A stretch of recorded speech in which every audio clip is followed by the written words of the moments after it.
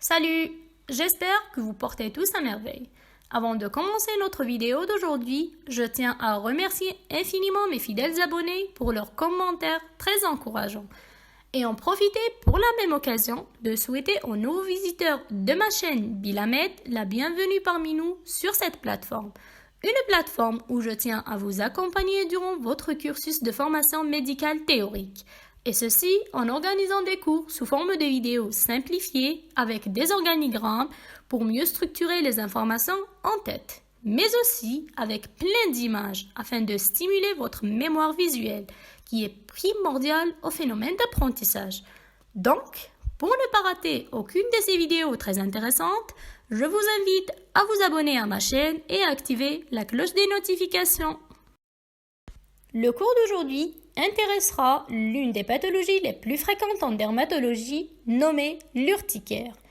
L'ordre de notre cours sera ainsi: la définition, la physiopathologie, les formules cliniques, les étiologies et finalement le traitement. La définition. Une urticaire est une dermatose inflammatoire fréquente, présentant essentiellement ces 5 caractéristiques suivantes. Premièrement, la lésion élémentaire est une papule œdémateuse. Petit rappel de la papule, qui est une lésion dermatologique de quelques millimètres à 1 cm de diamètre, se présentant en relief, de consistance élastique, à contenu solide, et l'on existe 3 variantes. Mais celle caractéristique de notre dermatose d'aujourd'hui, qui est l'urticaire, est la papule œdémateuse. Deuxièmement, ces lésions sont prurigineuses, donc génératrices de prurite, une caractéristique qui va bien s'expliquer par le mécanisme physiopathologique, dont on parlera par la suite. Troisièmement, ces lésions sont migratrices, donc elles changent de topographie. Quatrièmement, d'étiologie variée. Cinquièmement, elle n'a pas d'âge spécifique et survient à tout âge. On distingue 2 types d'urticaire. Premièrement, l'aiguë. Celle-ci évolue de quelques heures à quelques jours. Deuxièmement, la chronique. Celle-ci par contre, elle évolue par poussées. Ces poussées-là peuvent être soit quotidiennes, soit très rapprochées, donc tous les 2 à 3 jours, soit récidivantes si leur évolution est supérieure à 6 semaines. Deuxièmement, la physiopathologie de l'urticaire.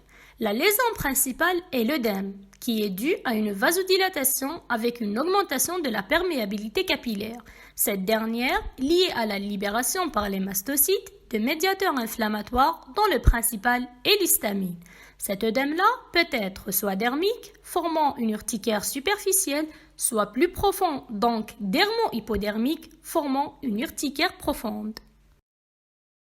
De point de vue physiopathologique plus approfondi, on distingue classiquement 2 types d'urticaire, dont la finalité est la libération de l'histamine, qui est à l'origine du prurite, de la bradykinin, de la kaliékérine et plein d'autres substances vasoactives par les mastocytes et les basophiles. Cette activation résulte de 2 mécanismes différents. Le premier est à médiation non immunologique. C'est le mécanisme le plus fréquent. Il est totalement indépendant de la réponse immunitaire, cellulaire ou humorale. Elle est due par contre à une activation directe non allergique des mastocytes via certains médicaments dits histaminolibérateurs ou bien par d'autres agents physiques ou émotionnels dont le mécanisme exact est mal compris pour le moment. Ce mécanisme-là, dit non immunologique, il est doté d'une spécificité appelée la susceptibilité, qui est la notion de seuil de dégranulation mastocytaire, ce qui veut dire l'existence de variations interindividuelles pour ce mécanisme-là. Deuxièmement, le mécanisme immunologique, qui est moins fréquent que le précédent. Il est médié par des réactions immunitaires spécifiques, soit cellulaires via les lymphocytes T, soit humorales via des réactions d'hypersensibilité immédiate, par la synthèse d'anticorps type IgE plus ou moins des IgG qui seront liés avec l'allergène, formant donc un complexe immun se fixant sur les récepteurs de haute affinité existant sur les surfaces des mastocytes et des basophiles et provoquant ainsi leur dégranulation. Tout ce processus-là nécessite une sensibilisation préalable avec le même allergène. Ce mécanisme immunologique peut être aussi dû à des maladies auto-immunes, dans lesquelles des anticorps antirécepteurs IgE se lient fonctionnellement aux récepteurs auxquels ils sont dirigés et provoquant ainsi la dégranulation mastocytaire, d'où les signes cliniques de l'urticaire. Sur le plan clinique, on distingue deux formes d'urticaire. Premièrement, la superficielle, qui est la plus fréquente et la moins grave. Deuxièmement, la profonde, aussi appelée angioœdème ou œdème de Quincke, qui est la forme grave qui peut rapidement engager le pronostic vital du patient. L'urticaire superficielle, aussi dite commune, se présentant soit sous sa forme type, donc une éruption strictement cutanée, faite de papules ou de plaques œdémateuses, érythémateuses ou rosées, prurigineuses, à contour net et fugace. Le mot fugace veut dire qu'elle disparaît en moins de 24 heures et sans séquelles.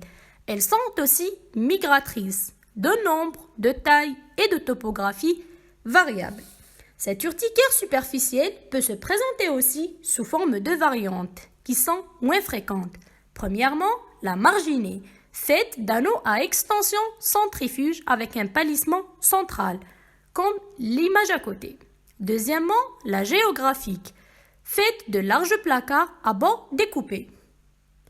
Troisièmement, la micropapuleuse, définissant l'urticaire cholinergique. Quatrièmement et finalement, la vésiculo-bulleuse qui est rare, voire exceptionnelle. Les deux principaux diagnostics différentiels de cette urticaire superficielle sont soit des vascularites urticariennes, dont le diagnostic est basé sur la présence de 3 signes cliniques inhabituels en cas d'urticaire. Premièrement, la fixité des lésions. Deuxièmement, l'absence de notion de prurite. Troisièmement, la présence d'autres signes, soit cutanés comme le purpura ou le syndrome de Raynaud, ou extracutanés comme de la fièvre, des arthralgies ou de la protéinurie. Ces vascularites urticariennes peuvent être observées en cas de plusieurs pathologies distinctes. Exemple, le lupus érythémateux systémique, les vascularites urticariennes hypocomplémentémiques, aussi connues sous le syndrome de McDuffie, ou au cours des cryoglobulinémies.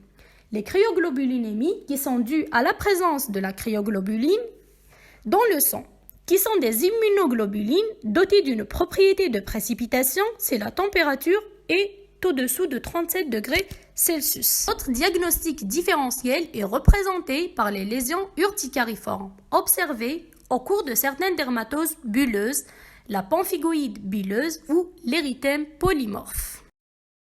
Urticaire et biopsie cutanée. Le diagnostic d'une urticaire superficielle est purement clinique. Donc, la réalisation d'une biopsie cutanée pour une preuve anatomopathologique n'est justifiée que dans ces situations suivantes.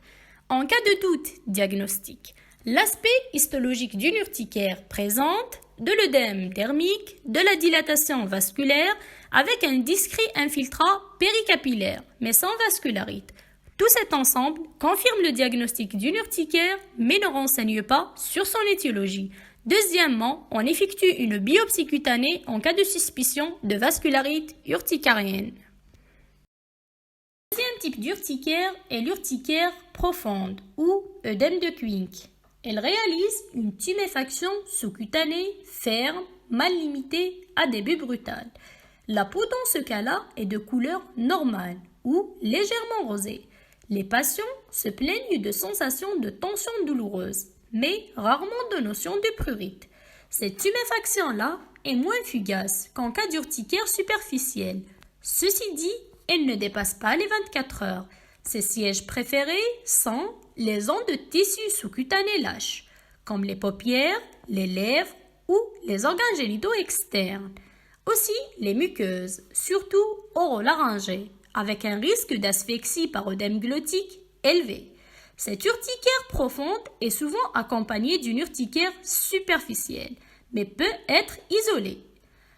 Finalement, cet œdème de Quincke peut être un signal inaugural d'un choc anaphylactique qui peut engager le pronostic vital du patient.